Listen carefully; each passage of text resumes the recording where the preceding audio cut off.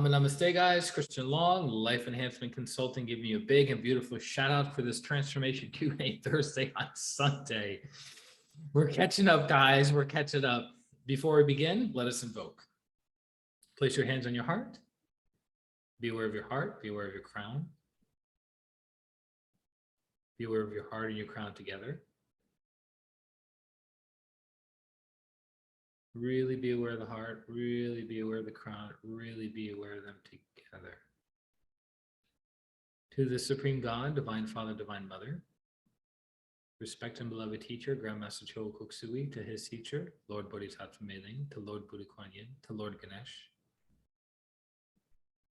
to Saraswati, the goddess of intelligence and wisdom, to Holy Master Count Saint Germain, the teacher of the violet flame, to all the holy gurus, holy masters, saints, archangels, holy angels, healing ministers, to our divine selves, our higher souls, we humbly invoke for your divine light, love, and power, for your divine help, guidance, and protection, for your soothing, healing energies. We ask for greater awareness, understanding, and inner transformation of who and what we are. We thank you, we thank you, we thank you. With tremendous gratitude, respect, and love, we thank you in full faith. So be it, and so it is. Thank you. All right, welcome everybody. A beautiful day here in Honolulu, Hawaii. The weather, the temperature, almost everything is exactly the same day in and day out. The temperature varies 10 degrees throughout the day, in the morning to the evening. But yeah, great. Fresh energy flowing in through this window, and then when the doors open, out that door, and then just kind of circulates all day long. Spent a wonderful amount of time walking around today, looking at furniture, looking at couches. That's been an entirely strange process in and of itself, but this is how it is. And in Hawaii, you can't just go onto Amazon and order a couch or a chair, because typically big bulk items aren't able to get delivered here. And then if it's not here, if you go to a store and they have a, like a warehouse display, and you're like, I want that chair, I want that couch, I want whatever. And they're like, yep, you can get that in 2 to 3 months. So the demand is very high, the supply is very low, and here we are. But funny enough, this is the holiday season right now. We're December 12th, 2021, and not many people, of the rep was telling me, not many people are buying furniture for Christmas. They typically buy technology stuff for Christmas and the latest and greatest fashion trends, which, by the way, if you've never tried one of those one wheels, I highly recommend it. It's super, super fun. So shall we get into it? Thank you for those who submitted your questions. We'll do our best to answer them clearly, effectively, applicably, so you can put them into your day-to-day life. Also, the other thing to keep in mind is, we have the Eightfold Path of Buddhism that is talked about every Wesak full moon, or the full moon of Taurus. It's either at the end of April or beginning of May. And the Eightfold Path of Buddhism is basically how to liberate yourself from suffering. And the most important viewpoint is knowing who and what you are, which is the soul. So all of our problems, all of our suffering can be alleviated like that if we not just have an intellectual understanding that we are the soul, but to have an experiential understanding that we are the soul, right? Because we suffer because we think we're our physical body. So when our physical body breaks down and deteriorates, we identify ourselves with that. Something my mentor told me a long time ago when I was working out pretty intensely, this would have been 2017, 2018, I put on about 20 pounds of lean body mass within that period of time. And since I haven't been going to the gym, since I haven't been doing that amount of strenuous exercise, and I haven't been eating those amount of calories, guess what's happened over the past couple years? My health is good. It's actually probably better than it's ever been, but my muscle mass has gone down considerably. So what if I attached my self-esteem and self-worth to how bulky I was, or how muscular I was, or how big and intimidating I was, right? then my suffering would go up. And that's just on the physical body. So people who are over-identified with their physical body, with their vitality, with their maybe a sport that they participate in, could be a professional sport, an amateur sport. They could be into beauty pageants, right? People do beauty pageants in their late teens and early 20s, and then they identify themselves as I am a beautiful person. And then as their body ages more and more and more, there's the little crow's feet, the wrinkles, the little belly. There's not so much tone in their arms, etc. What happens? Their self-esteem and their self-worth starts to go down because they're identifying with something that they are not and something that is constantly changing. Our physical bodies are always changing. How much more for our emotional body? How much more for our mental body? How much more for our life situations that are constantly like this and in flux? So if you identify with the lower levels of truth, your body, your emotions, your mind, your relationship status, your financial status, what's in your bank account, what's out of your bank account, you are going to experience suffering. So that's why the most important viewpoint we can have and really embody that viewpoint from an experiential perspective, not just from an intellectual perspective, is I am the soul. And then we spend our lives cultivating that awareness and understanding of that truth. Right? And for those of you who've done the I am the soul affirmation by Grandmaster Chogo Koksui, you'll notice at the end of the affirmation is, even if my brain doesn't recognize this truth, because the brain is connected to the mind, and we are not the mind. We are the soul. So you go, well, Christian, I still suffer in life. I still identify with my bank account, with my relationship status, with my career progress or lack of progress. I can't identify with the soul. That's why you have to keep practicing and practicing and practicing and practicing and practicing. At least once a day, you should be doing the I am the soul affirmation, which beautifully enough, every time I take a shower, every single morning, I'm in the shower, I am the soul affirmation by Grandmaster Chogo Koksui, and then I say it. And I don't say it while I'm not aware. I say it with awareness. I say it with understanding, and I say it with a level of letting go.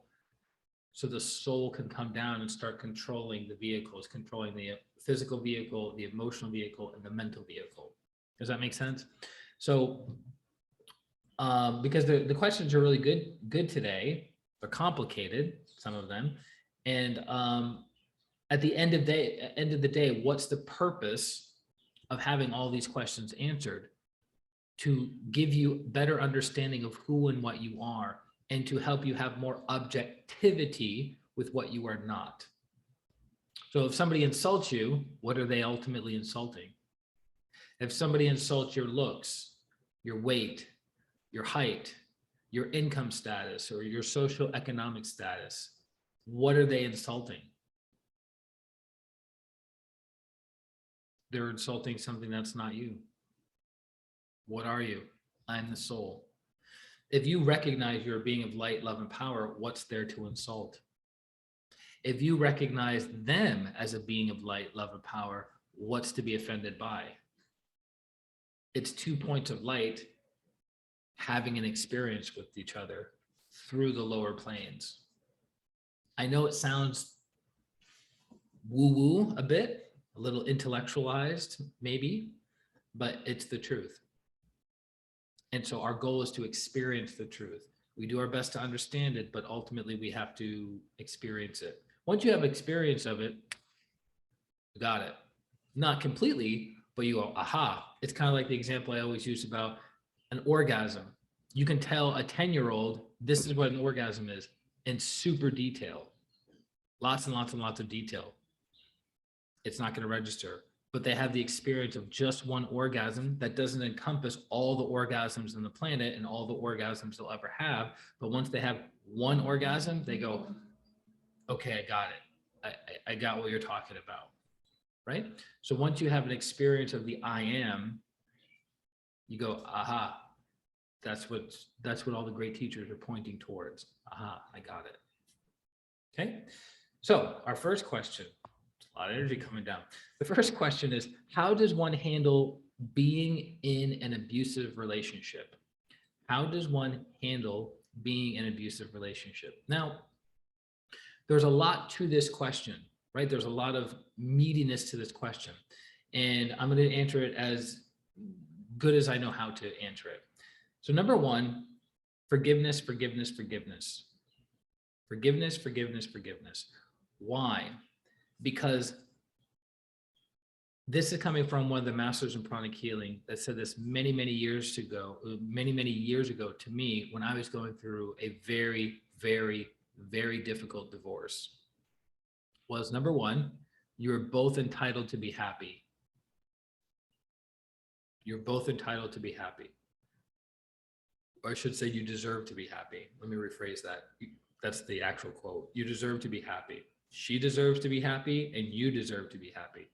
Okay, we just weren't happy with each other. Okay. Number two is all suffering is deserved. This concept of all suffering is deserved is not liked by most people, but I'm not saying this to be liked. I'm saying this to give people understanding so they can alleviate their suffering so they can move forward. What does that mean?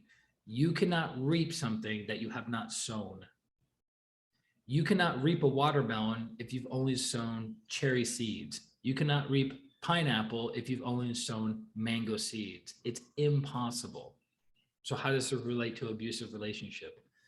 Abuse comes to the individual because the individual at some point in time, maybe not even this lifetime, has been abusive. So the karma is coming to be neutralized, right? So if forgiveness isn't implemented, the energy binding those two souls or more souls will stay there. The pain will stay there because the lesson has not been learned. So I wish when the things that happened with my ex, I wish I would have forgiven faster, longer, which would have alleviated so much of my pain around that relationship and the things that happened after the divorce. So forgiveness, forgiveness, forgiveness. And as Master Toa Koksui says, inner forgiveness for all, outer forgiveness for most, but not all. Does that make sense? Inner forgiveness for all, meaning no matter what's taken place, you have to forgive. Why? Because it gives you inner peace and allows you to move forward. If you do not forgive inwardly, you hold on to that anger, the bitterness, the resentment, and it negatively affects your emotional life and negatively affects your physical health. So you have to forgive immediately, not in a week, not in a month, not 6 months, not 5 years, not when you feel like it, not when you're ready. Now, in this very moment, you need to forgive so you can neutralize that karma. That's a way of neutralizing karma is forgiveness. The two laws that supersede the law of karma, the law of forgiveness and the law of mercy. The law of forgiveness and law of mercy. So forgiveness, if you're in an abusive relationship. Number two, you may need to take the legal actions. The legal actions as in filing a restraining order, bringing the person to court, something like that. But you do it without emotionality connected to it. Because again, inner forgiveness for all, outer forgiveness for most, but not all. There are some cases that the abuse is so severe that there needs to be consequences, legal consequences to that abuse, right? So you go through the court process, filing police reports, everything that needs to be done, filing restraining orders, et cetera, et cetera, et cetera, and enforcing those things. That's the other thing. When you file a restraining order, you have to enforce it. You can, because I know of someone very close to me who filed a police report and didn't enforce it. And they were just spending time with each other like nothing ever happened. So that's not practicing healthy boundaries. Does that make sense? And so that's encouraging future abuse. So forgiveness, taking the necessary legal precautions, blessing that person with lots and lots of love. People that are traumatized others. People who have been abused, abuse others, right? So the person who is abusing is going through pain of some kind.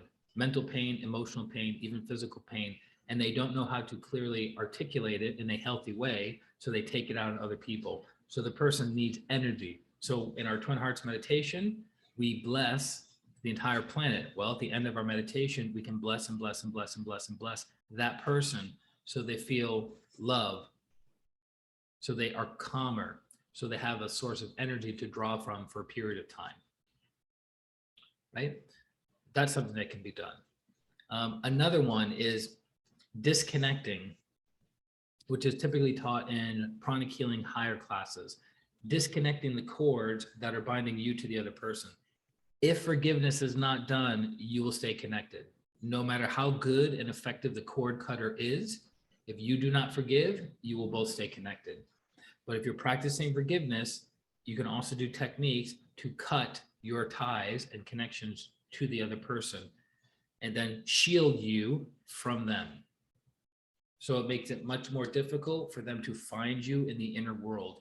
And what that does is the energy body of the person begins to normalize, because energy flows from highest to lowest. So if you have a big energy body and people are plugged into that big energy body, they're getting fed, right? But if they have impurities within their system and they're getting fed lots and lots of energy, it has a tendency to amplify those negative qualities within them.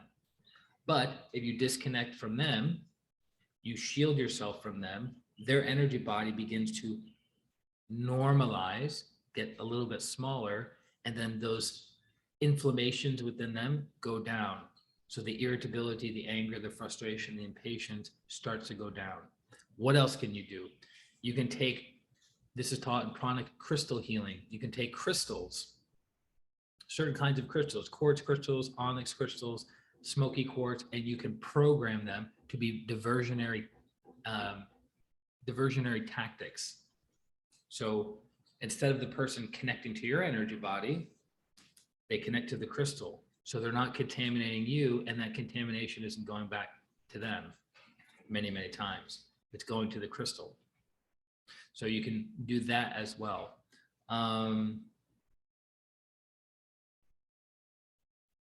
What else?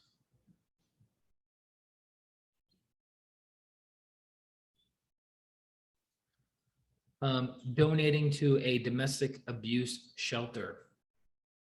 What's the other law that supersedes the law of karma? The law of mercy. How do we awaken the law of mercy? By giving money and or time to an organization that helps with the thing that we are suffering from. So if we're suffering from domestic abuse, we can give to an organization that helps people who are going through domestic abuse, so that good karma comes back to us. Make sense? Also, blessing, this is a big one that people miss, blessing beautiful, healthy relationships. Blessing beautiful, healthy relationships.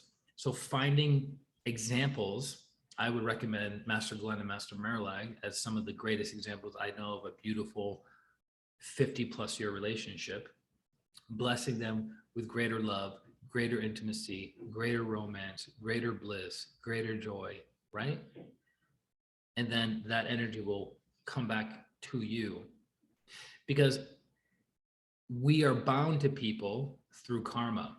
We can either trauma bond with people, we can bond with people to learn lessons, or we can bond to people out of love and growth. It's ultimately all growth orientated, no matter what. Christian, are you telling me that the abuse is a good thing for me? The abuse is helping you neutralize previous karma. And if you do not neutralize that previous karma, you can't move your life forward. So all karma, good and not so good, is evolutionary in its purpose. But I met somebody in Puerto Rico that had tremendous amount of trauma and pain in relationships. And guess what? Her viewpoint was, it's their fault, it's their fault, it's their fault. I said, yes, you've been traumatized. Yes, you were put into uncomfortable situations. Yes, these people didn't acknowledge who and what you were. They didn't see your value. They didn't see your self-worth. They didn't admire your intelligence, et cetera, et cetera, et cetera. They have forgotten those misdeeds to you, but who is still holding on to the energy of those misdeeds? You. So you need to forgive to move forward. They are not going to change, meaning your happiness is in their hands. If they forgive you and show up differently, then you'll be happy and content. If they don't show up differently, then you're going to be miserable for the rest of your life. That's why forgiveness is for the self and the soul from one soul to another, not for letting the other person off the hook. Because we have the assumption that when we forgive somebody, we're excusing or justifying their behavior. Like somebody hurts you and you go, okay, no worry, I forgive you, go about your day. And then that's giving them permission to hurt you again and again. No, it's not. It's for your own inner peace, your own happiness, your own stillness. Okay. Then you have to have boundaries, communicate those boundaries, and then enforce those boundaries with consequences if they are not respected. Make sense? So this question, there's a lot to it, but it's about practicing forgiveness, practicing blessing, disconnecting, shielding, diversionary tactics, donations, doing service. You could do service for a domestic abuse hotline, for a domestic abuse shelter. And all that service and all that good energy can come back to you to neutralize your negative karma. That is the smart way of moving forward. Or what are the options? What are the alternatives? Stay pissed off for the next 20 years, stay in fear for the next 20 years, feel disempowered for the next 20 years, or you can practice those things we recommended. Your choice. The person I met in Puerto Rico, 15 years in the making, still suffering. So her strategy is not working. Her strategy is ineffective. Why? Because she lacks understanding, lacks awareness, and lacks humility. Because a humble person says, you know what? I'm in a difficult situation right now. I don't want to be in this difficult situation. What is the right thing for me to do to move forward, even if it's difficult to do? Right? We're always looking for the shortcut, but maybe the obvious thing is the shortcut. It's like somebody who wants to lose weight. What's the silver bullet? Reduce your caloric intake, exercise more, and hydrate often. Yeah, but what else you got? But those three things, practice consistently, will give you the desired result. Yeah, but I want the silver bullet. That is the silver bullet. Because you could chase all these other things that give you the illusion that you're making progress, but really not move the needle, not move forward. Okay. So I hope that helps. It's a great question. Again, I did my best, kindness, and basing it on my life experience, working with clients and seeing other disciples go through these processes over 18 years. And when I initially heard from one of the master pranic healers that all suffering is deserved, I go, that's not what I wanted to hear right now. I didn't want to hear what I did to make this happen and what I need to do to undo this suffering and pain. I wasn't the one who caused it. I wasn't the one who caused it in this instant, but I definitely planted the seed some other point in time to reap the fruit of this. Okay, I hope that helps. Next question. Specifically looking for an audio or video-based guided meditation for the time being to help me not slip so easily into distraction or disassociation. Well, I mean, obviously, I would recommend the Twin Hearts meditation. It's a foundational meditation within pranic healing or Hatha yoga. It's practiced by over 1 million people around the world in 90 countries, and it generates a tremendous amount of good karma. It expands the inner and outer aura by goes from 2 to 4 inches to 35 to 50 feet. It cleanses you of negative thoughts, negative emotions. It energizes the physical body. It brings about inner peace, and it strengthens your connection to your higher soul, which is ultimately the purpose of meditation, being one with the higher soul, then one with God, one with all, right? And it takes 15, depending upon the version of Twin Hearts, we'll say 20 minutes. A 20-minute meditation will transform the rest of your life. So that's what I would recommend. Distraction wise, the good thing about the Twin Hearts meditation is because it's guided. I've noticed people that have a tendency to be easily distracted or have their mind wander during meditation. That's why it's good to have a guided meditation. Okay, focus on your heart, smile. Now focus on your crown, smile. Raise your hands, imagine earth in front of you. Let's do the prayer of St. Francis of Assisi. So it's guided, so it's keeping the mind engaged. And then when can the mind leave? During the brilliant point of light above the crown, be aware of the Om. Gone. Right?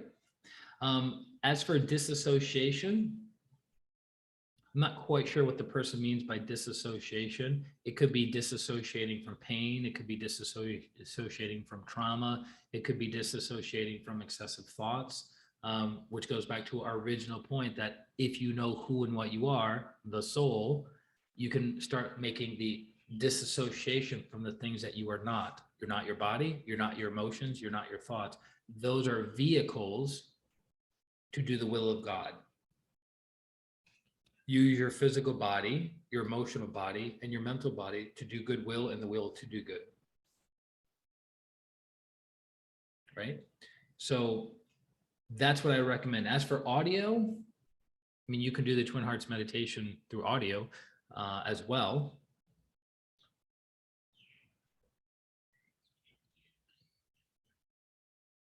Yeah, I think that answers that question. Okay, next question. I was wondering, as the title states, if I could use meditation to fix past issues. Maybe not fix, but kind of dig into them and not bury them inside like I've been my whole life. If it is possible, what are the ways I can practice healing? Great question. Great question. Do you know the purpose of psychotherapy or cognitive behavioral therapy? It's sitting the person down, asking them a series of questions to help them gain awareness of repressed memories, childhood traumas, blind spots in their interactions with the world. And it pulls those things out of the chakras. So if I say to you, what makes you angry? What happens? Your consciousness goes to a person or to a situation that caused you anger, and it now gets inflamed or swollen in your system, and it gets pulled out. So now it's easier to remove. I remember one of the advanced pranic healers who would heal me in New Jersey. She would always do that. She would sit me down during a healing clinic and she would say, okay, what's making you depressed? What's making you fearful? What's making you angry? And I was like, what kind of healing is this? I don't want to deal with those things. I want to disassociate from those things. But she explained it to me that it's pulling it out. So it makes it easier to remove, because these energies have, depending upon the degree of development of the energies within your energy body, meaning fear, anger, what have you, they have a level of intelligence and they know when they're going to be extracted from somebody's system. So they hide. They hide in the aura, they hide in the chakras, they hide because they don't want to be destroyed. They don't want to be removed. They want to have their own autonomy, as it were, to come and go as they please. So, it's not about fixing, it's about awareness and understanding. So it's not about fixing depression per se, it's about understanding who and what you are as a being of joy. It's not about fixing anger, but it's about understanding who and what you are as a being of forgiveness and gratitude. It's not about fixing fear, it's about understanding your being of courage and fearlessness, right? It's meditating on who and what you are. We talked about this many, many months ago, but one of the weaknesses of the personal development movement is we spend so much time looking at our negative tendencies and our limiting beliefs and our calcified ideas and all of these things, and we kind of forget to recognize who and what we are. Because when you can connect to the higher soul, it has the intelligence to come down and really cleanse out the system of the lower negative energies, tendencies, blind spots, what have you. So I would recommend that this person get chronic psychotherapy. I would recommend the person have a level of awareness and understanding of their past traumas, past hurts, past pains, to bring it out of the system versus stuffing it deeper into the system, which this is a tendency within the Asian culture. We talked about this before. The back solar plexus chakra deals with old energies. And in the Asian culture, everything is hunky-dory on the outside, smiling, happy, joyful, but their culture does not allow them to healthily express their discomforts, their personal desires, their things that they'd rather not deal with. So it gets suppressed or pushed back into the back solar plexus chakra.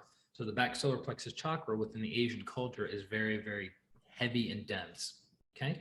Because they're not expressing, they're not letting it out. They're not developing their awareness and understanding of it. Because here's the cool thing, as I'm learning and experiencing, once you have awareness of it, you can transform, transmute, and transcend the energy. You can transform, transmute, and transcend the energy. Okay? So do not bury. Do not bury. Be aware of your feelings. So if you're feeling sad, it's not, I'm not feeling sad, I'm the soul. Right? No, you recognize who and what I am. I am the soul. My emotional body is experiencing sadness. My emotional body is experiencing hurt. My emotional body is experiencing disappointment. My emotional body is experiencing underappreciation, lack of recognition. My emotional body is not being heard. So it's the acknowledgement of who and what you are, and then also acknowledging thoughts that you're having. Confused right now. My mental body is confused. My mental body lacks clarity. My mental body is struggling to figure out the solution to this problem. Right? Instead of going, no, everything's fine. Everything's fine. That's suppressing it. Which I did that for many, many years. It was very difficult. I intellectualized everything in my life. So even my pain in my physical and emotional body, I would intellectualize it. So I wouldn't even feel it physically or feel it emotionally. I was like intellectualizing everything. Not a way to live, because the energy doesn't get transformed. The energy just stays stuck in the energy body and creates suffering. Okay? So I hope that helps for the person that asked that question. Next question. I was curious if anyone has ever experienced anxiety symptoms and trouble breathing during meditation. Does anyone have any advice? It is tough to live with needing to consciously breathe in and out. I don't know how to stop consciously doing it. Okay, good question. So when we breathe through the mouth, we're stimulating the upper lobes of the lungs. The fight or flight response. We either want to fight somebody or we want to run away when this is being stimulated, right? But when we breathe in through our nose,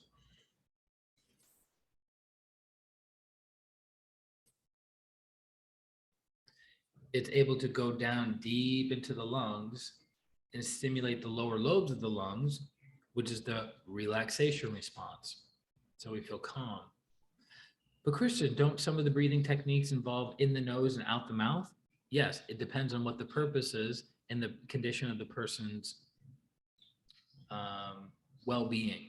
So for instance, people that have dirty sex chakras, typically people with mental retardation, people with autism, right? It's recommended that they breathe in the nose and out the mouth when they do certain exercises, because when you inhale through the nose and exhale through the nose, it's staying mostly in the brain. But if they have disease congested energy, you don't want that going back into the brain. So when you breathe out through the mouth, it's a cleansing breath. But when we do our 7171 breathing or 6363 breathing, what we're doing is calming the emotional body, normalizing the solar plexus, expanding our energy level, stilling the mind, and accessing the higher soul, or more, or strengthening our connection to the higher soul. Come back to the body. Okay. So keep that in mind. So if someone is meditating, or if somebody is having panic attacks, I can almost guarantee you that they're breathing erratically. I can almost guarantee you. So that has to go back to what? Awareness. So the person has to have awareness in the beginning. They have the awareness that they're having a panic attack. And then they have to have the awareness to practice the technique, right? Know, remember, practice, master. So it's like, I'm having a panic attack. And then instead of succumbing to the panic attack, the person has to go, having a panic attack. What do I do? What do I do? Okay. So you can have little signs, sign in your living room. Hey, if you're having a panic attack, breathe. On the fridge, if you're having a panic attack, breathe. In the bathroom, if you're having a panic attack, breathe. And then it reminds the person, oh, okay, I gotta do my breathing.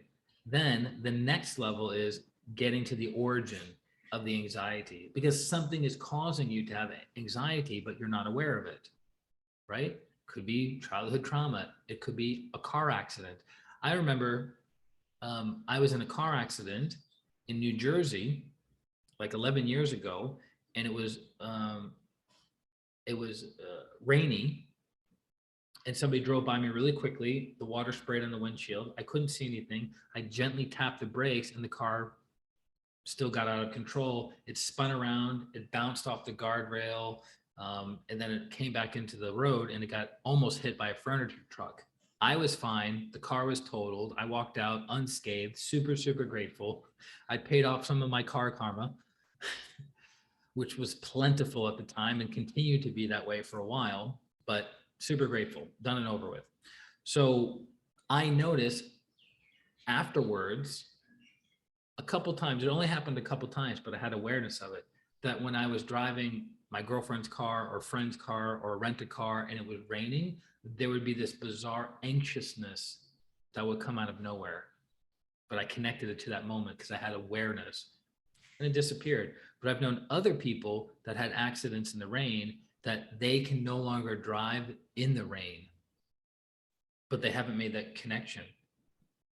I'm like, do you want to drive, or why don't you like driving so much? I don't know. I just, I don't like driving. I don't like driving in the rain. And then I'm like, have you ever had a traumatic experience of driving in the rain? And they're like, yeah.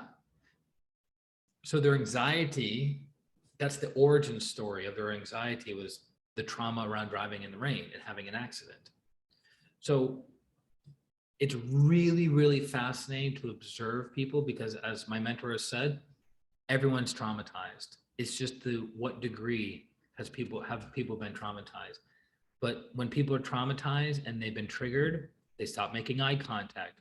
They either they do the fight or flight. They become super aggressive super quickly, or they completely and utterly withdraw. They shut down.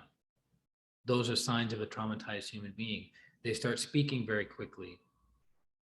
They start patterns about them change, like their normal behavior goes away and they become someone different temporarily. That's a traumatized person. There was somebody I met who was sharing with me a trauma they experienced, and they were rocking themselves. Do you know rocking is the sense of soothing yourself? It's a self-soothing pattern. That's an indicator of severe trauma, right? So you have to have the awareness that you're in a traumatic, you're experiencing panic, anxiousness, and you have to do something about it. Breathing is very, very effective, because if you can control if you can control your breathing, you can control your mind, which you can control your emotions, which you can control your body. Right? It's the top down approach versus the bottom up approach. Usually people who are experiencing anxiousness, who don't know higher practices, they go for a run. They do something physical. So it's the bottom up approach. So doing that physical thing calms them, and releases the stress out of their system. Going for a swim in the ocean, going for a run. Some people play video games, right? The video game strategy isn't resolving anything. If you're experiencing anxiousness and you start playing video games and then you feel better afterwards, you're not developing awareness around the anxiousness. So the anxious energy, the traumatic energies are still in your system and it's still influencing you, mostly on a subconscious level. That's why many people are traumatized, but they lack the awareness and understanding of their trauma. I just had realizations this past year of how much I've been traumatized in my life. And this is a guy who's been doing inner work for decades. And I was like, whoa, my mental and emotional body have been severely traumatized. Interesting. But the big shift occurred, many big shifts occurred. And now things that would typically trigger me in the past are less and less and less and less and less because I can see the energy coming from a mile away. Right? So you have to, once you have the practice of soothing yourself during anxious and stressful times, right? Through proper breathing as one example, getting healing as another example, doing meditation as another example, then you also have to go to the origin of the trauma, having understanding what's causing you to have it. And some people don't like to go there. That's the inner work that a lot of people resist. And the cool thing is, planting the seed for you guys, the more resistance you have to doing something, the bigger the benefit and the transformation is for you. A simple example is who you need to forgive, right? Think of the person that you need to forgive. And the person that immediately comes to your mind and you have lots of resistance to forgiving, that's the person you most need to forgive to move forward. But if you go, you know what, I'll forgive them later today. I'll forgive them next week, next month. I'll forgive them at the next retreat. That's the person you need to forgive right now to move forward.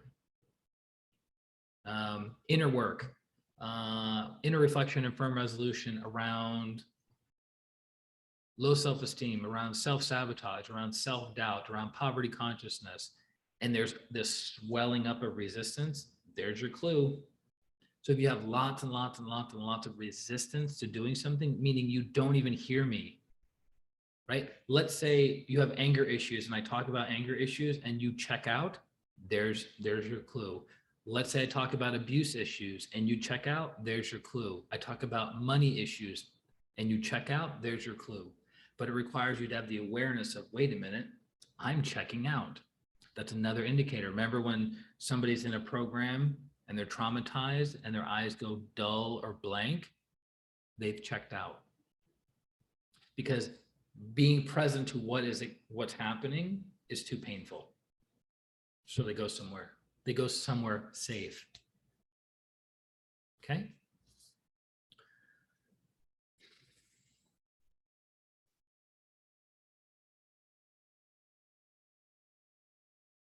Does anybody know any technique specifically for overcoming childhood trauma? Yeah, pranic psychotherapy. And also for those of you who know, there's something called cellular healing, which Master Marilag teaches.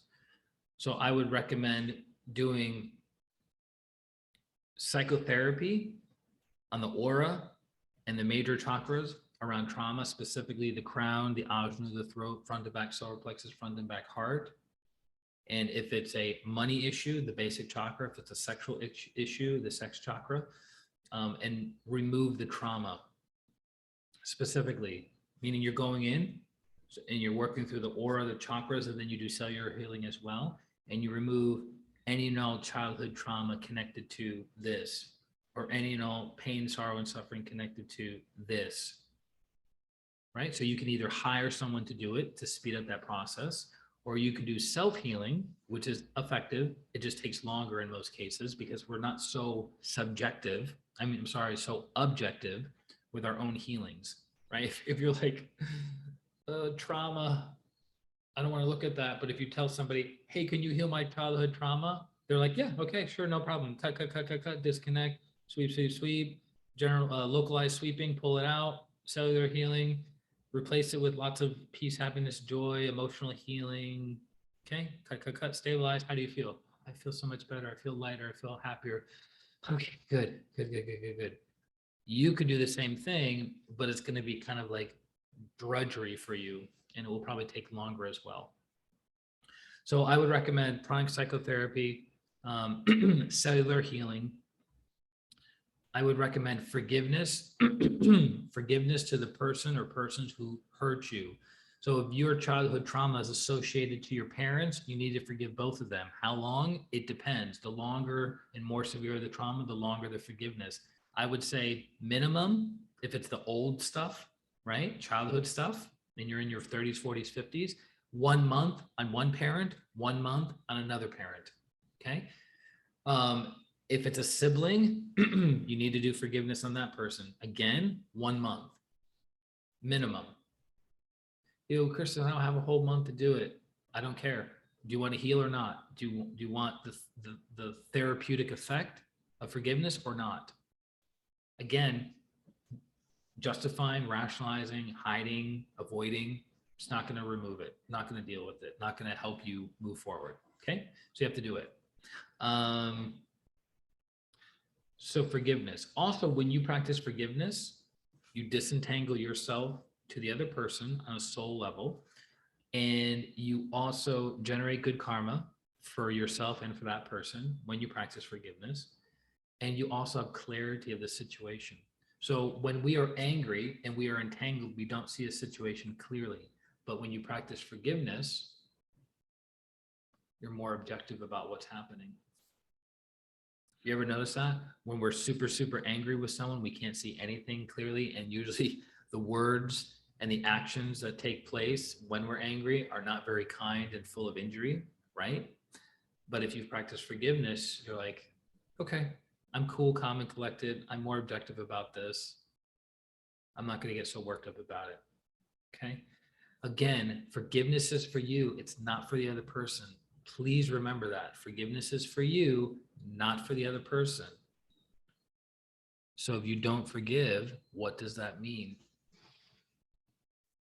Lack of self-love, lack of self-understanding, lack of self-worth, lack of self-respect. Because if forgiveness is for you and it's healing for you, why wouldn't you do it? True or not true? What else around childhood trauma?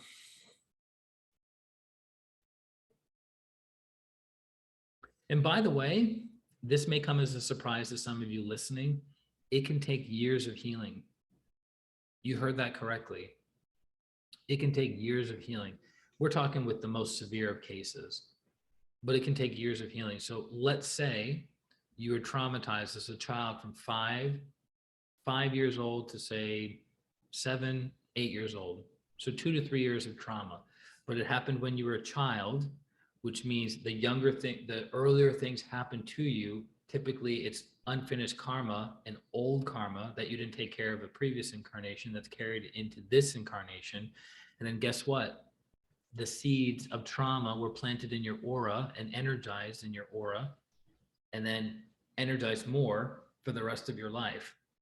I know people that had things happen to them when they were 5 and 10 years old that are in their 50s now, and they're still adversely affected by it. So you're like, are you telling me it's a hopeless, useless cause that I'm never going to overcome my childhood trauma? No, not at all. But you have to be realistic with it. If you have 30, 40, 50 years of energy that's compacted in your system, that's affected your mental state, your emotional state, even your DNA, is it fair to go, oh, so I just need a month of healing and it's taken care of? No. And these miraculous things that you hear about, they're possible, but they're not common. These miraculous healings inside and outside of pranic healing, they're not common. So you have to go into healing childhood trauma with realistic expectations that, okay, it took 30, 40, 50 years for this to materialize.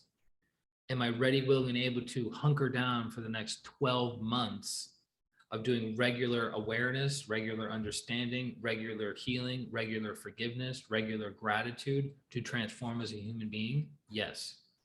You have to have the will to transform. You have to say, I'm willing to do it without expectation. So you do it for an entire year. You get feedback along the way, but you say, okay, I'm not a saint yet. It's 3 months in and I'm not a saint. Should I keep going? Yes. All right, I'm 6 months in. I'm not a saint. Should I keep going? Yes. You do it for 12 months and then you reevaluate. You go, okay, how is it? Better. Like with Twin Hearts, the feedback is immediate. People pretty much feel good right off the bat. How do you feel? I feel good. I feel calm. I feel brighter. I feel like life is a bit easier. I feel I have a little bit more clarity. Okay, great. What would that look like if you practice that daily for 6 months, 12 months, 5 years, 10 years, 20 years, a lifetime? Much different, right? So we have to be realistic when we go into healing. Healing is a process. It's not an event. People keep thinking it's an event. People keep thinking it's going to be this retreat that I'm going to be healed completely. It's going to be this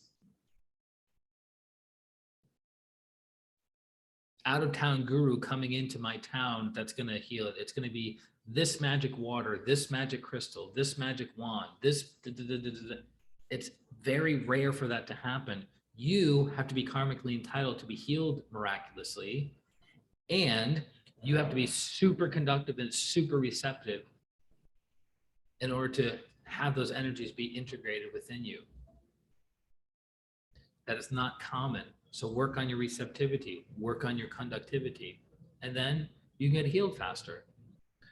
I've been healed of severe traumas, and the next day I was completely off. I was super squirrely. Why? Because I was subconsciously resisting the energies coming down.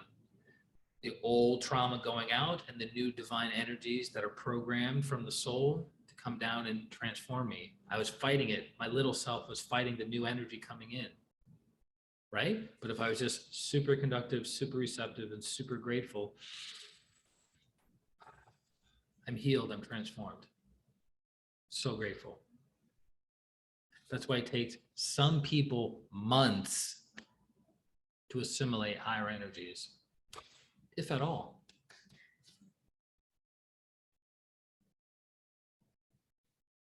Next question. You can read tons on the internet. You sure can. And also you can read many threads and forums. You sure can. But what is your experience? Have ever tried and felt something? Do you think it can be dangerous to open them in the wrong way? This is connected to the chakras. This is connected to the chakras. The question was,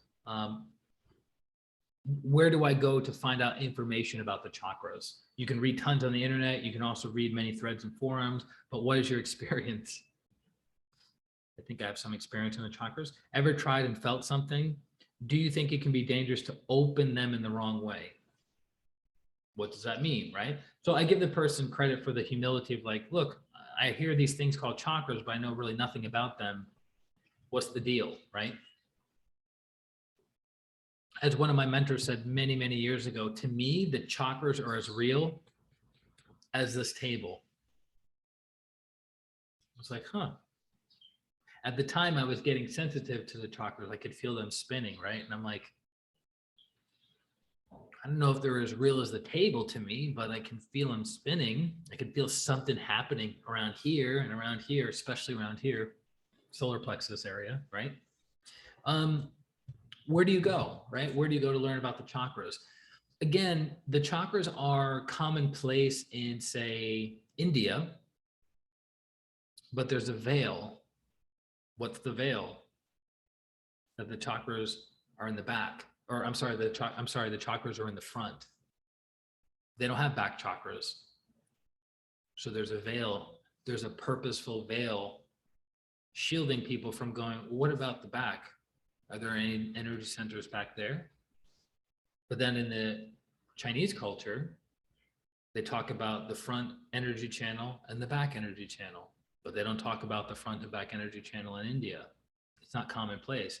In the United States, we don't really know where chakras are, right? We have the posters, we have the yoga studios that have the drawing of the yogi, and then the 7 colors and 7 lights positioned on the body.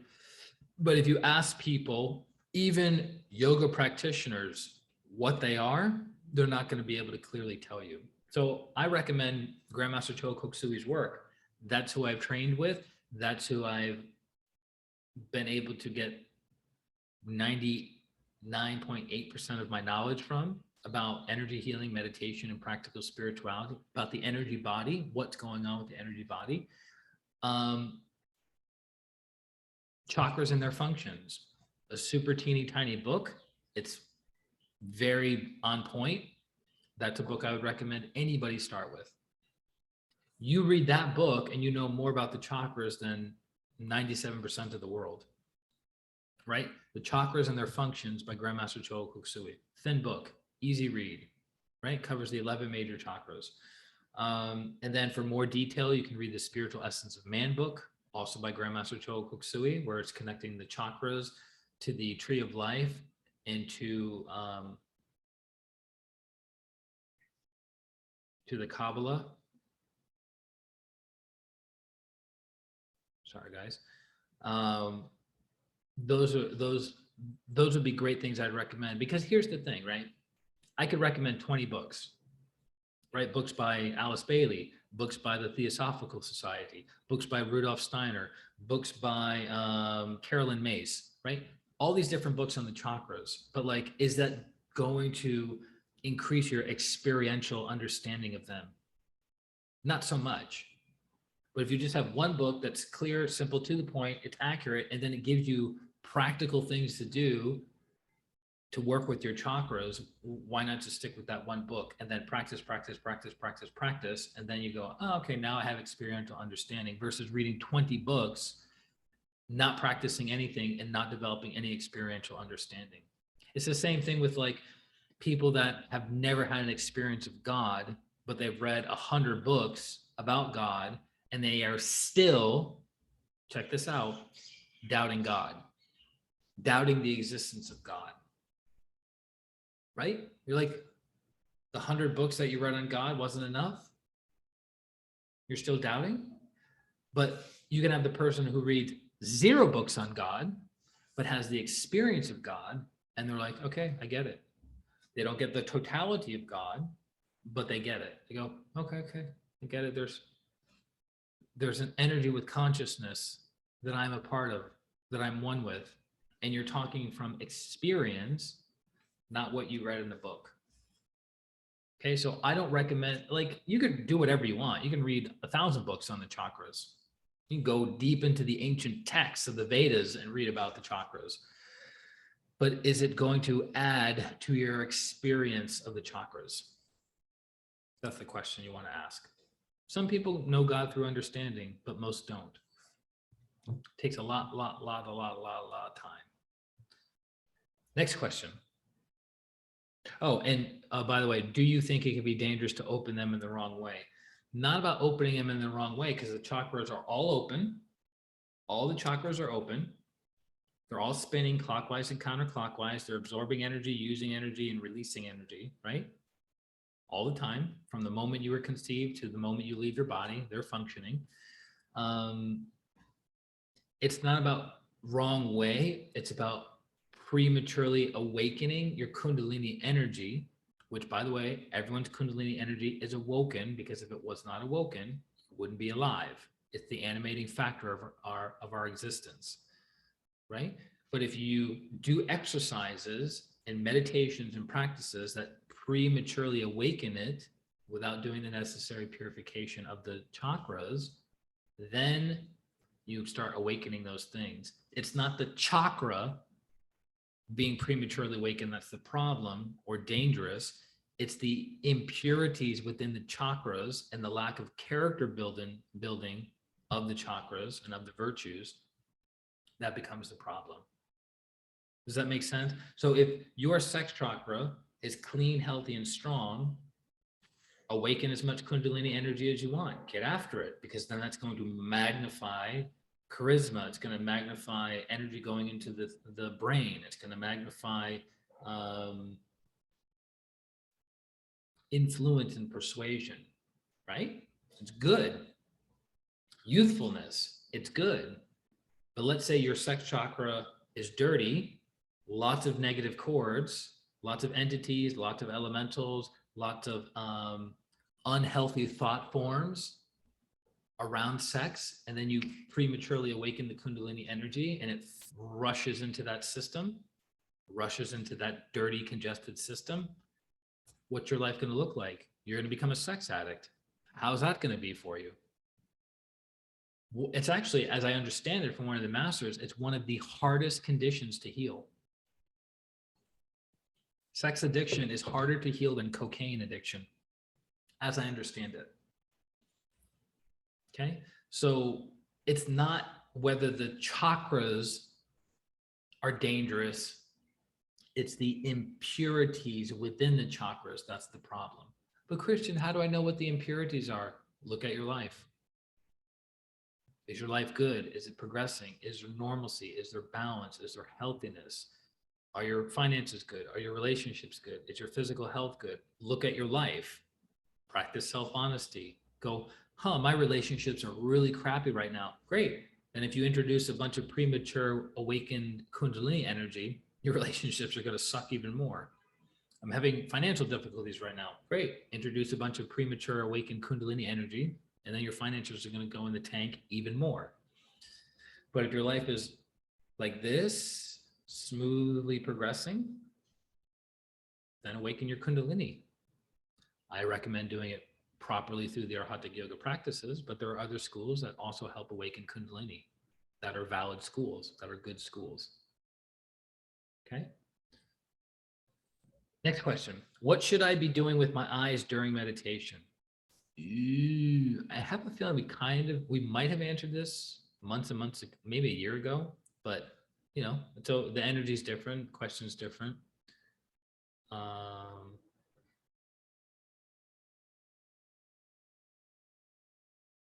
Okay, the eyes are the windows to and of the soul.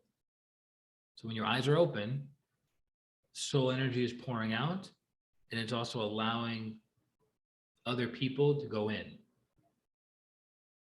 So if you wear sunglasses, you prevent people, it's like a psychic protection. It prevents people from going in. If you break eye contact with people a lot and you don't look at them directly, that's psychic protection, preventing them from coming in. Okay. So when we're meditating, when you close your eyes, the energy is circulating within you. When you open your eyes, energy is pouring out. When you close the eyes, the forehead becomes activated. When you open your eyes, the ajna becomes activated. I can't really go into more detail than that. You know how difficult it is to remember what the masters say, what we can and can't talk about, and then also listening to the teachers as we're talking? It's like, wait a minute, I can talk about that now. I couldn't talk about that before. Wait a minute, I could talk about that before. Now I can't talk about it. So it's the time, there's all these factors. Goes back to awareness, everyone. Okay, next question. So in general, I would recommend meditating with your eyes closed. Meditating with your eyes closed, because you want to go within and you want to build energy, right? So you can do twin hearts like this. You can do the great invocation like this. You can do the I and the soul affirmation like this, right? With the eyes open, but the energy is flowing outwards. But if you want to build energy, close your eyes like this, like this, like this. Okay. Next question. How can couples increase their connection through meditation? Great question. This is one I wish I had more experience in. I understand it. I've experienced it, but I haven't experienced it to the degree that I would like to experience it. But This is a helpful practice for all you couples out there, married couples, boyfriend, girlfriend.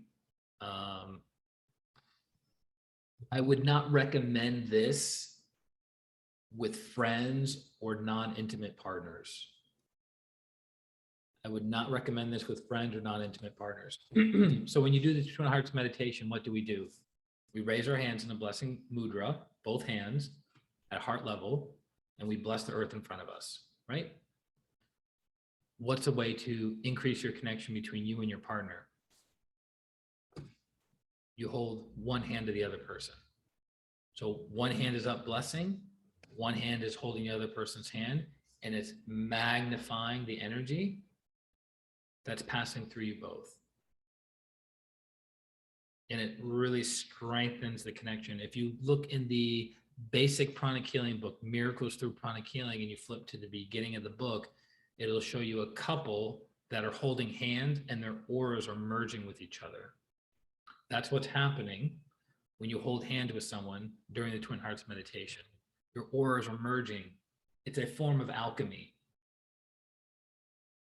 That's funny that I went like that, form of alchemy, but it's actually a form of alchemy. Okay. So, but I would only recommend doing that with an intimate partner, not just a friend, not strangers in class, because you're really merging yourself with another person. Also doing the Atma Namaste, right? What's the Atma? The Atma is the higher soul. So when you say Atma Namaste, my higher soul recognizes your higher soul, right? Namaste in India is simply a greeting, like, good morning, what's up, how are you, right? But Atma Namaste is the soul recognizing the other soul. So when we feel unfulfilled in our sexual connections with other people, it's because we lack recognition of soul to soul. It's like we just see body to body, or as my mentor would say, two organs, physical organs rubbing up against each other.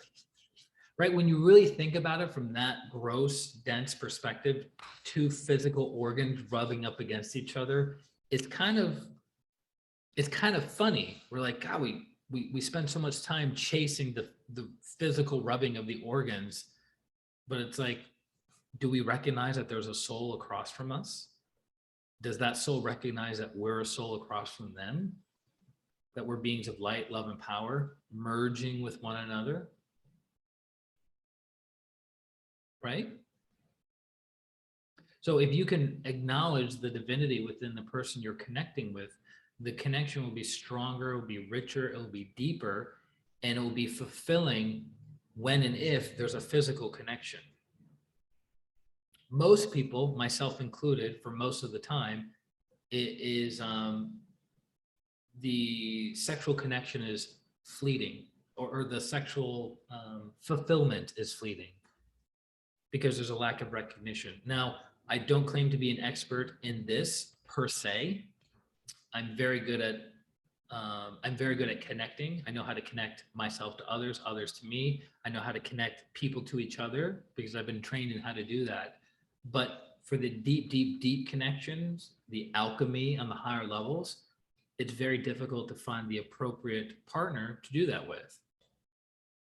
And very few people I know in pranic healing or Hatha yoga practice Arhatic sexual alchemy regularly with each other.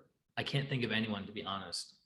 In my 18, almost 19 years of doing this work, I don't know of anyone who practices alchemy with a partner regularly. Maybe the masters, and that's it. That's all I got. Because it's very intensive. One of the masters actually,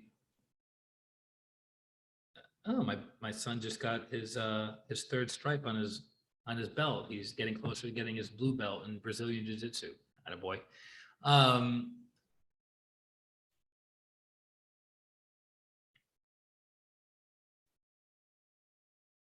trying to think of what I wanted to say about alchemy. So one of the masters said, I think this is appropriate to share. One of the masters said, which would you prefer? Casual sex 3 or 4 times a week, like ordinary sex 3 or 4 times a week, or sex, alchemical sex once a month that's hours long? Which would you prefer? And looking back in my own life, I've had experiences that were so potent and profound that I just have to put my awareness to those times of connecting, and it's like super blissful. But the thousands of other times, eh.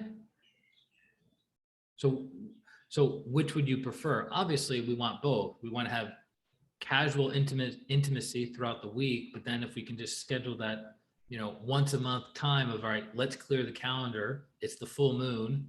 Let's get after it. Then you can have really, really beautiful experiences with another person. But to keep it simple, holding your partner's hand during Twin Hearts meditation, which is, the 20-minute meditation, will harmonize your energies with one another and will amplify your energies going back and forth with one another. Doing our Arhatic sexual alchemy, if at least one of the people need to be qualified with the technique, but ideally both people know the technique, which means both of you are practitioners, both of you done a certain level of purification, both of you have big energy bodies, and so both of you can transform super, super fast. And you can rapidly transform as a soul with a partner. As I understand it, even more, I have more understanding around this, that having the right partner, you can accelerate exponentially faster than if you're on your own. Because it's two people's energy bodies coming together, vibrating back and forth and feeding each other super, super fast. That takes both of you faster and further than you could go on your own. So I have a new appreciation and respect for couples that practice these techniques. But the thing is, very few people do, because it's not easy to do. You have to schedule it. You have to have, the emotional bodies of everyone have to be cool, calm, and collected so you can have this level of intimacy. It's not easy. Okay. But as I understand it, from my own limited experience, it's worth it. And then what I've heard from other people, it's worth it. What else? What else can a couple do? So holding hands while meditating, doing our Arhatic sexual alchemy, speaking. This is very, very important. Speaking loving and kind words to the other person regularly, because your words are like water to a plant. So when you say, I love you, you're beautiful, you're kind, you're sweet, you really turn me on, right? When you say kind, loving words of intimacy, words of romance to the other person, it's like water that's nourishing them, versus mentally criticizing, verbally criticizing the other person, which pokes holes in their aura, makes them deflated, and then that negative energy and criticism comes back to you many, many times. So the more you insult somebody, the more that you will not like them, and the more they will intuitively pick up that you don't like them. So be very, very careful. And it's the connection, it's the conversation about chords, how we connect to each other as partners and how we connect to each other as people. But obviously there's different chords when we're in an intimate relationship, and the size and cleanliness and intensity of those energies between the chords or through the chords will vary. So our Arhatic sexual alchemy, holding each other's hands while meditating,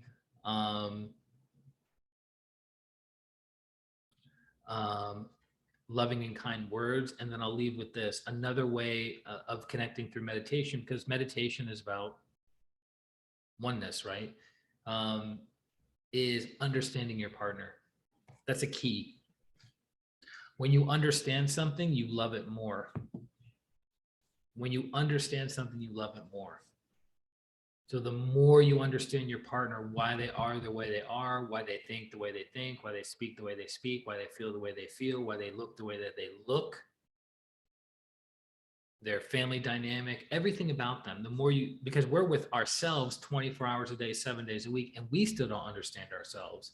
So how much do we not understand about another human being, even though they've been living with us 5, 10, 15, 20 years? Hello, because we get into patterns of behavior.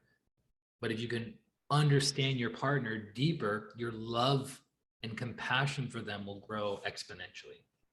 So I hope that helps. Those are some things I'd recommend to do of improving a relationship. Next question. I've been meditating for over a year, and there has not been any, wow, and there has not been any improvement. Only reason I started was because of toxic self-help. I feel like quitting. Okay, so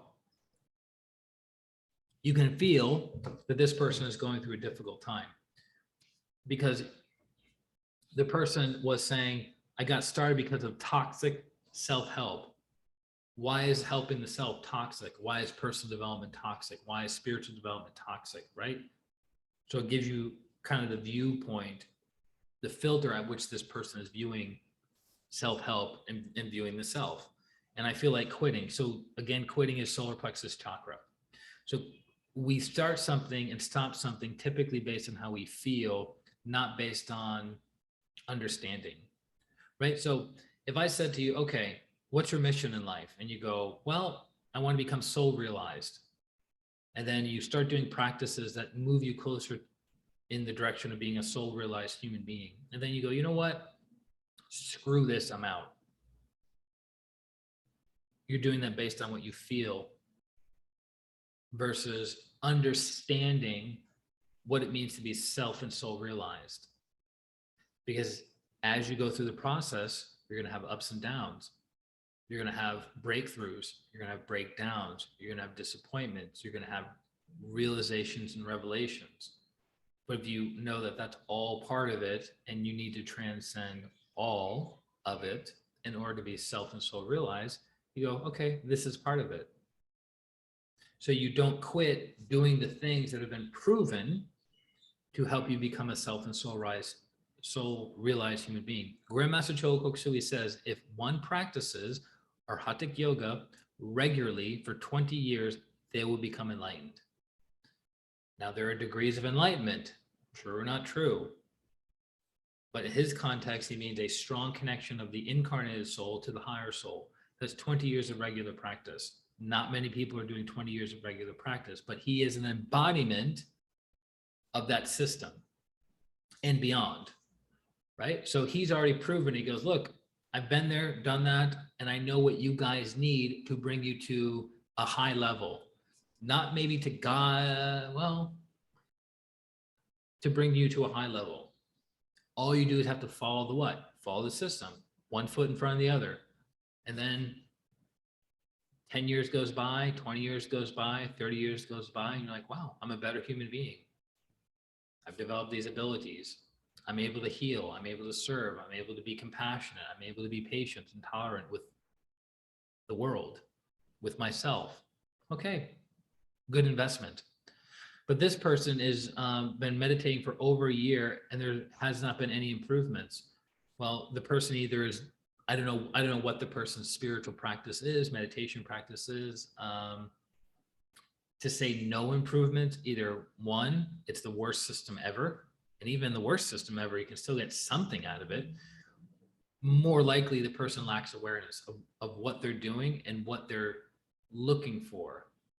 Maybe they have unrealistic expectations, right? Like, all right, my expectation is after a year, I'm going to be completely healed of all my childhood trauma. And so a year goes by, some childhood trauma has been healed, but not all. So the person goes, well, it wasn't worth my time. Yeah, but you had some. What if you did nothing? Then nothing would be healed. Or let's say you went backwards and you started, lashing out from your childhood trauma or from your anger issues or your sex addiction or addictions in general, right? So this person lacks awareness, this person lacks understanding, and more importantly, the person lacks a teacher. The person lacks a teacher. I remember many years ago, there was a woman in Denver, and she was a yoga practitioner. We're still friends on Instagram. sweet, nice person, no issues with her whatsoever. But I remember her asking me, what do I do? And I said, oh, I'm a professional energy healer and meditation teacher. And my teacher is Grandmaster Chola Koksui. He's the person who's taught me pretty much everything I know about this world. And she goes, I mean, it's great that you have a teacher, but I realize that, I don't need a teacher to do my spiritual practice, or I don't need a teacher to connect to my higher soul. And I said, okay, interesting. And, I was open to hearing her viewpoint. I wasn't buying her viewpoint because I have experience, I have self-evident truth. But I was like, well, maybe there's something here that I don't understand. And I said, well, where did you come to this realization? She goes, well, I recently was in India and I was meeting with a rishi, a seer. And he told me that you don't need a guru. I was like, does she realize what she's saying and in what context she's saying it in? A guru told her she does not need a guru. Now, is there a level of truth to that expression? Yes, because who is the ultimate guru? The higher soul. But how do you access that? Hello? Right? How do we access the higher soul? Through a teacher, because the teacher is above the higher soul. The person who is feeding us and feeding our soul is the teacher. They're above the higher soul. So they're going, all right, bring this guide into their lives, bring this lesson into their lives, bring this experience into their lives. This will help them learn this. This will help them overcome that. Da, da, da, da, da, da, da, da. All right. Okay. Organizing. It's the agreement that your soul, higher soul, has with the teacher. So she's saying, I don't need a teacher because a teacher told her that. Anyone? Bueller? Okay, so that person needs a teacher, the one who wrote this question. Because if you've gone through an entire year of being diligent with a spiritual practice and you have made 0 improvements, that's not accurate. It's impossible. Because what virtue would you be developing by practicing something, even if for 20 minutes every day you took a hammer and pounded a nail into a desk? What would you be developing? Constancy of aim and effort and non-laziness. Maybe not the most intelligent use of your time and your effort, but you're practicing constancy of aim and effort and non-laziness. So when a teacher gives you a technique to practice every single day for 15 minutes, you can now do that. So you've developed a virtue. Not maybe mastered it, but you've developed it. So I would question this person's practice, schedule with their practice, and who's guiding them. Okay. And last question, drum roll, please. What are your thoughts on using psychedelics while meditating? We've covered this a little bit previously, but simply put, I don't approve of them. I don't recommend them. I don't think they're helpful. In fact, I think they're detrimental to your spiritual growth and development. Period. End of story. Don't take my word for it. I'm not anti this or whatever. I'm not coming from the viewpoint of morality and ethics and the legality of like, well, you shouldn't do drugs because they're illegal. That's not where I'm coming from. What we know about hallucinogens, psychedelics, alcohol, the different tiers of drug use, what it does to your energy body is not good. That's it. It's not good. And everyone and their mother will give me justification and rationalization as why they're different. Because they're coming from negative pride, they're coming from self-delusion, and they're coming from spiritual laziness. What's easier? Like if you're looking to have an experience, which by the way, what is an experience? Lower level of truth. I meditated and I got taken away to a mystical, magical place and I saw unicorns and teachers and all these things. Okay. Is that a stopping point? Or is that the destination? It's a stopping point to go higher and higher and higher back to oneness. So even the most magical, mystical, amazing meditation experience, if you're thinking of it or feeling of it or moving within it, it's still a lower level of truth, because the soul is infinite, it's indestructible, it's immortal, it's beyond the senses. It is the now. So when people take drugs, what are they constantly trying to do? Have an experience, a lower level of truth. So that's easy, right? You take a drug, you take an hallucinogen, mushrooms, LSD, Molly, ecstasy, whatever. You take it and you're like, whoa, man. And you have an altered state of consciousness. You can't control it at all. So you're not developing the muscles to do those things in the inner world. You're not developing your will. You're not developing your ability to understand. You're just having an experience that you have no control over, right? Because think about it. If you're on a drug, you're on alcohol, you're on Coke, and I say, snap out of it entirely, get it out of your system. Couldn't do it. There's lag time. There's a period that it has to get out of your system. But if you're developing your inner abilities through meditation and you're off somewhere, and I say, okay, come back to your body. You should have the will to come back to your body within a couple minutes at the very latest, right?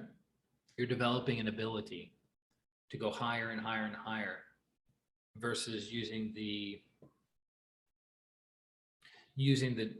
substances to give you a delusion of going higher. Because like energy attracts like energy. So if you're taking a substance, there's energy, entities, elementals, and beings connected to that substance that's typically on the lower plane, the lower elementals, fire elementals, water elementals, right? That's what you're merging your consciousness with. Is that transcendent? Isn't that still part of the physical plane?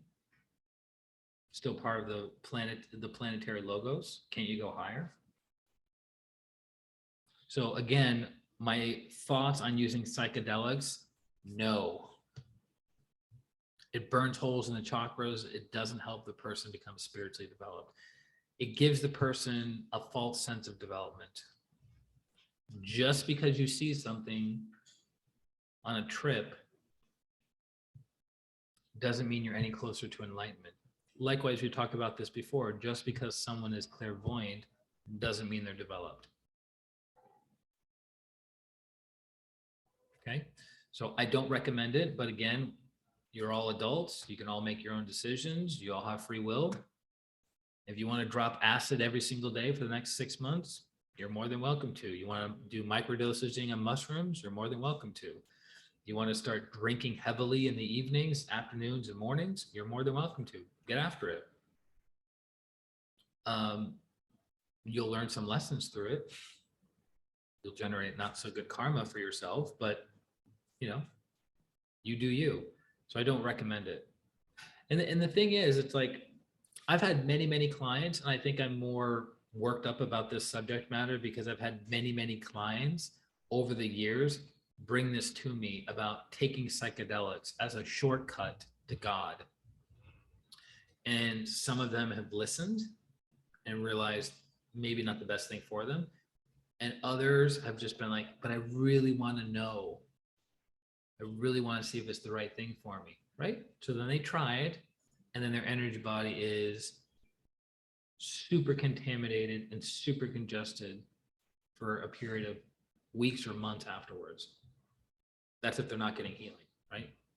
But then if they're getting healing, then you have to do a lot of work. So I don't recommend it. So I hope that helps.